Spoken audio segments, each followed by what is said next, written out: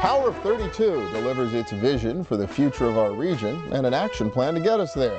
If you haven't been following its progress the past few years, the Power of 32 is one of the most geographically ambitious regional visioning initiatives ever attempted, involving, yes, 32 counties in parts of 4 states surrounding Pittsburgh.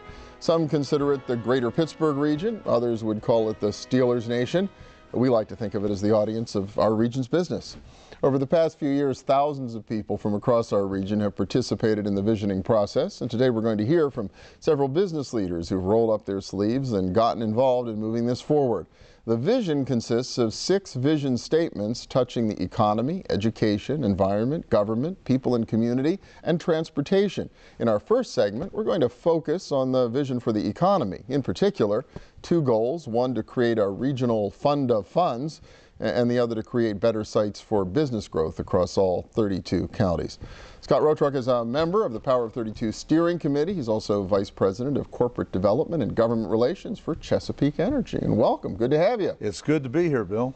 How about it? So what's an executive from Chesapeake Energy doing involved in the Power of 32 visioning process? Well, we're in all 3 states. We operate in Ohio and Pennsylvania and in West Virginia. I think we should first say, let's think regionally, act locally so we can compete globally. That's sort of the catchphrase that caught my fancy. This is how we really live. We live regionally. If you think about West Virginia, my home state, 1.8 million people, half of them live in the border counties. So they share an economy, they share a culture with other states. So it's natural that we should work together. Okay, and so that's a big part of what this has been about, and you participated in the process. Get a lot of satisfaction out of it? Was it a good process? It was a great process. It was a very inclusive process. It was a grassroots driven process. Had community conversations, really wanted to hear what people thought was important to be done in their communities and what could be done across communities, across borders, by linking people together. That's where the power really is. The people across all those 32 counties in 4 states really do have a lot in common. Well, they have a lot in common because they visit each other's areas quite often to shop, to work. People will live one place and work in another. There is a lot of commonality because of our infrastructure. We're bound together by the rivers. We're bound together by the interstate system. We're bound together by Pittsburgh's International Airport. We're bound together by going to colleges in the region. We may live in West Virginia, we may go to college in Pennsylvania or Ohio. Or vice versa. Or vice versa. In a lot of those cases. Yeah. Well, let's dig into a couple of the more specific economic objectives that were identified. One is this fund of funds. What's that all about? It's an early stage fund of funds. We've recognized that this area is having a lot of success in innovating. This area is having a lot of success now in attracting talent to the area.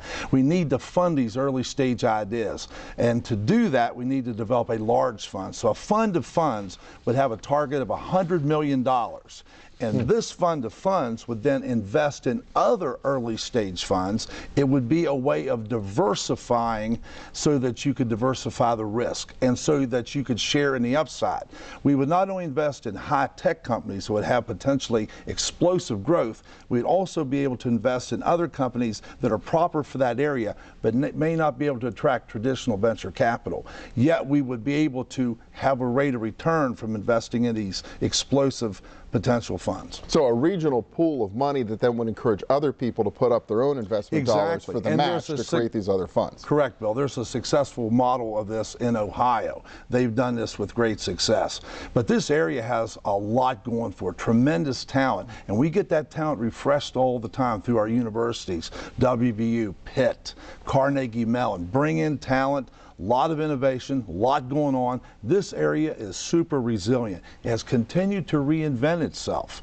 And if you think about what Darwin had to say, it wasn't really survival of the fittest, it was survival of the most adaptable. And this area, that's really been its hallmark. It's been able to transition, it's been able to come up with new ways of doing old things and come up with new things to do. So you start generating new companies out of that, you got to have a place to put them, and that's becoming an issue in a lot of places. That's become an issue, and sometimes we're topographically challenged in this area. And the idea behind a site development fund was to allow this area to pick the sites that were most likely candidates for large investments that had to have ones who already had the infrastructure, that were shovel ready.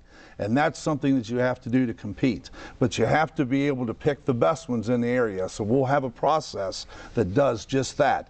People will still be able to compete for their own area, but in the region, we'll have some sites that are ready to go. Okay, and so it really would be about infrastructure investment to get it ready so that when the businesses want to come in, the site's ready to The site is ready, yes, sir. And so the way this process is going to work, different organizations have some responsibility to help move this forward from this point? Well, there's an implementation process that's going to take place now. The Power of 32 it was not an organization, it was a project, and it was a grassroots driven project so we could really understand what was important across all 32 counties.